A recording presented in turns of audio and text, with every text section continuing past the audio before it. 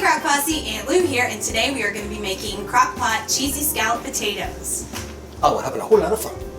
Here, in 3, 2, 1. Oh, lovely.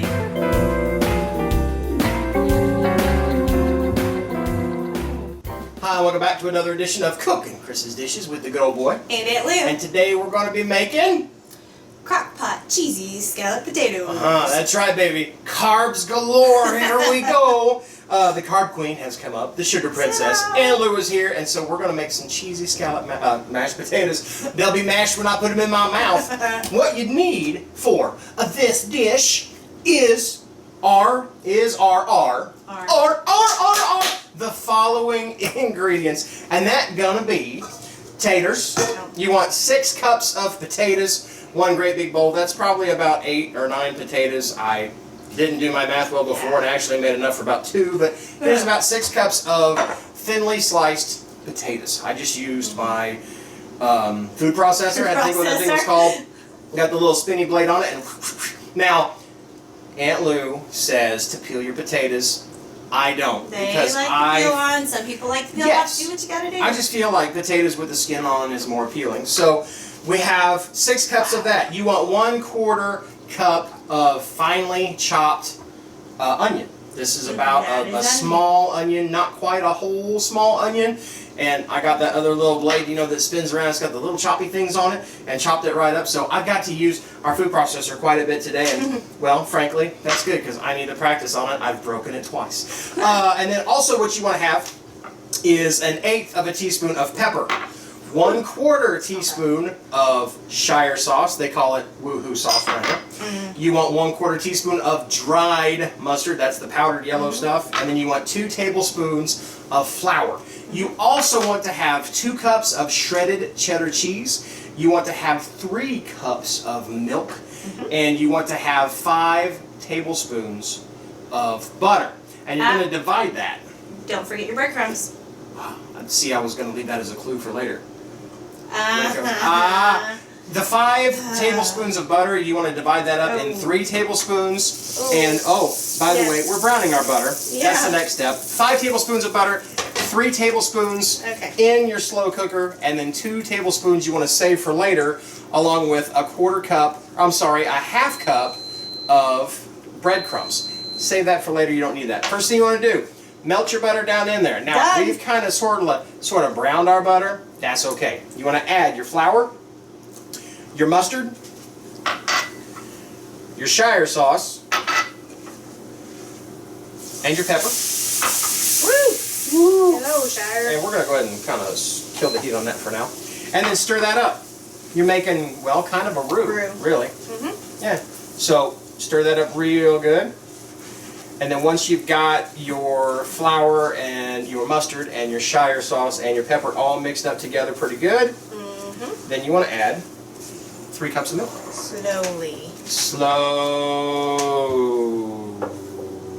Oh my goodness, come on. Well, you're the one that wrote this post. Oh my. Ooh, steamy. Oh my goodness, that poor camera. So we're pretty much making gravy. Kinda. Sorta. Maybe. Tater gravy. Oh, it's getting lumpy. Nobody likes lumpy gravy. Nobody likes lumpy gravy, so make sure you stir it up real good. And what you want to do is you want to bring this to a low boil. Whoa. And splashing. She's getting it all over this kitchen. Oh my gosh, I'm going to have to clean this up. Yeah, right. And so I'm going to set this. We're going to do this all in our Cuisinart. On the post, she says that you could do this in a skillet, because what you're doing, you're making your cheese sauce to go with your potatoes. Not pretty much. You are making your cheese sauce from scratch, and don't, as I tell you in the post, don't be afraid of that. I am the girl who made cookies that wouldn't bake. I used to not be. Wow. Go ahead, keep talking. Keep talking, Lou. I used to not be comfortable. Stop it. Making anything other than maybe like hamburger helper out of a box, and I made this, so you can too. You can do it. Hey, if a redneck can do it, you can do it. So while she is stirring that, and that's the other thing, that's milk. You don't want to burn milk, because burnt milk is no bueno. So you want to keep stirring that while it's coming to a boil. Might help if I hit start. There we go. Maybe. Otherwise, we're just cooling off our pot. While she's doing that and bringing that to a boil, I'm going to take my onion and put it in there. And my taters, and I'm going to combine them in a great big bowl. Get out of there, little tater. And that way, it's just the onions and the taters are evenly put together in there. If you don't have a great big bowl, well, you're probably going to make a mess in your kitchen. I have a great big bowl, and I'm still going to make a mess in my kitchen. Always. And as you can see, the taters, I don't know if you can kind of see there, but the taters are starting to brown. They do that when they get in the air. If you want to put your potatoes underwater, that way they don't until you're ready to do that, that's fine. We don't care. No, because really it's going to get covered up by a cheese sauce anyway, and it doesn't hurt the flavor of now, your potatoes. in the original post with you doing Woo! onion. I thought I was going to get away with it because I didn't have to slice it up and use the food processor. Just keep it over there. I will run out of here screaming, literally. It's okay, Lou. Just keep going. Don't mind me. I never do. Anyway, in the original post where I have you making this in a skillet, you would actually pour this over your potatoes, but since Mikey wanted to do it Mikey's way, I'll do it. then we'll actually be adding the potatoes to this here in a bit. Ooh, I'm starting to smell that. Yeah, oh, I'm just going to stop. They're mixed good enough. But this way, we're using, this is our... Wow.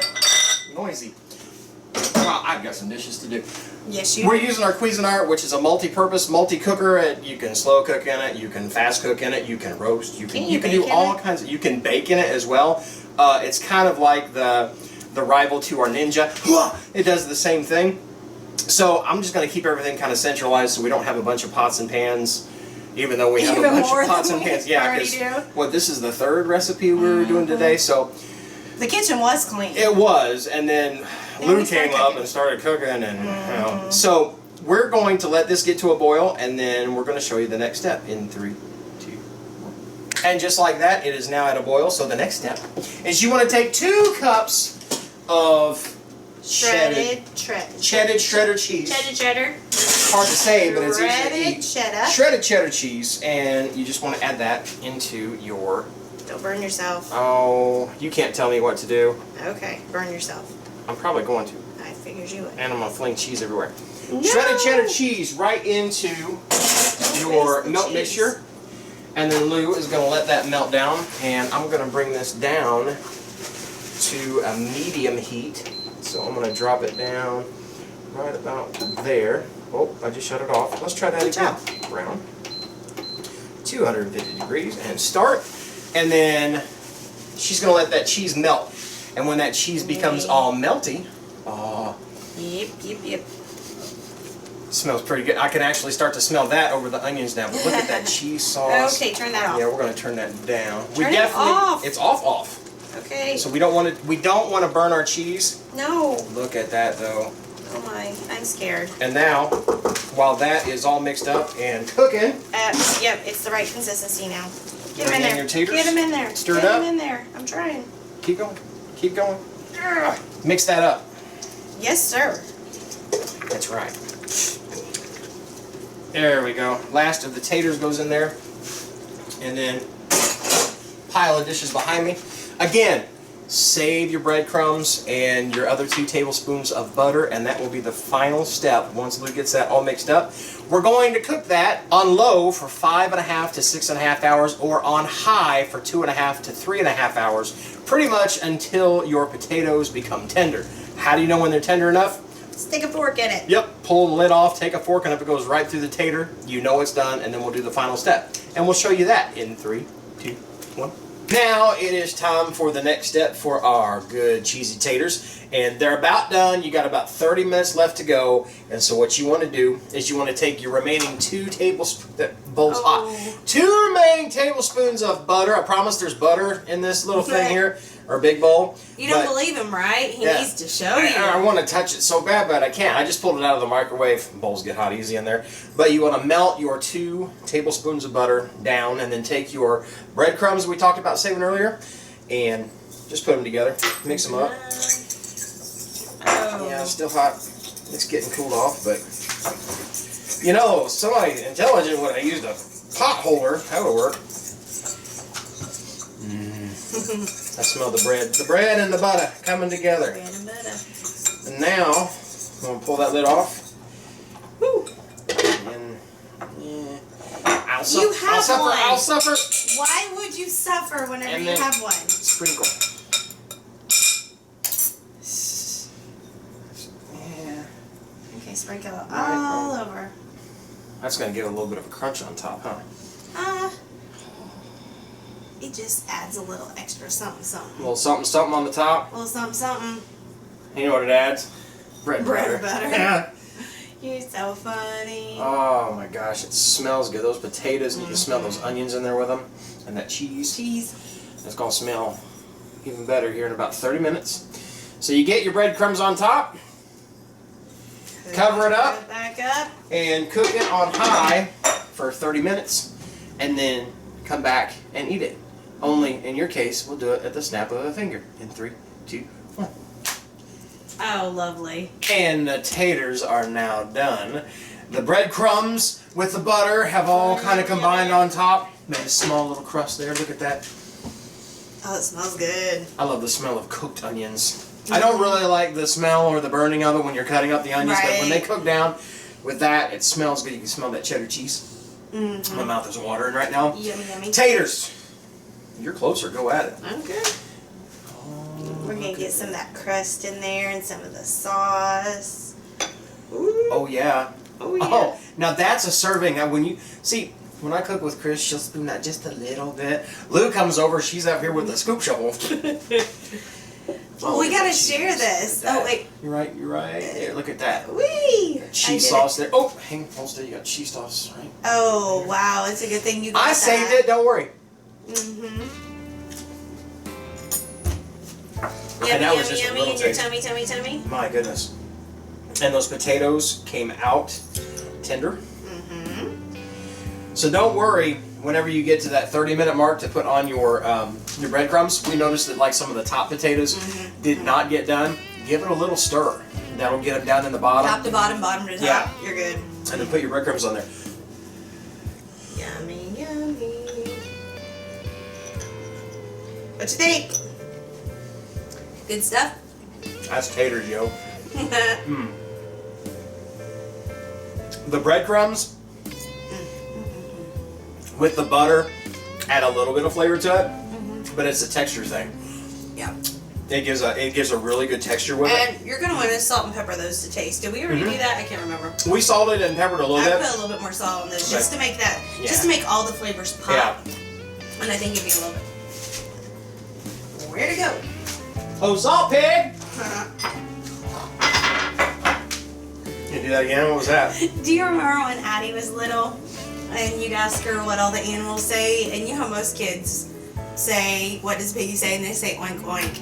This one here taught Addie to say, what does Piggy say? And she'd go, oh. It was awesome. It sounded almost as adorable as when Aunt Lou dug it. See if that doesn't make the flavor pop more. Oh my gosh, yes. See? I told you. Oh wow. There's a itty bitty bit of salt. I can really taste that butter. Well, the salt isn't there to make it salty. It's to pull out the flavors. And I totally did without just a little bit. I'd mix that up too because that's salt on top. But that is so good. That. And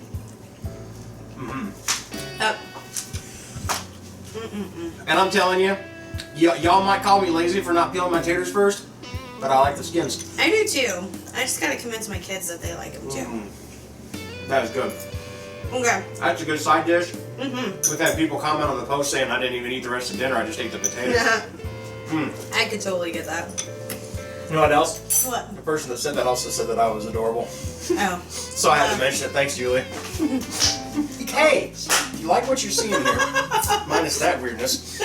Give us a like down below on the video. Also, if you have not become a member of the Crock Posse, what do they do, Aunt Lou? You click the subscribe button. Sorry, you I think I frightened her on that. Click the little subscribe button down below. You'll automatically become a member of the Crock Posse. Click the little bell next to it. What do they call the bell, Aunt Lou?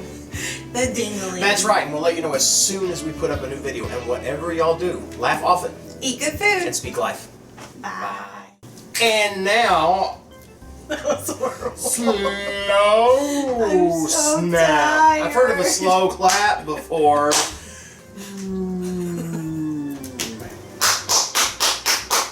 3, 2. I look like a seal. If you want to see the latest, click on the left right here. If you feel like subscribing, click on the right, my dear. And if you think we're fun,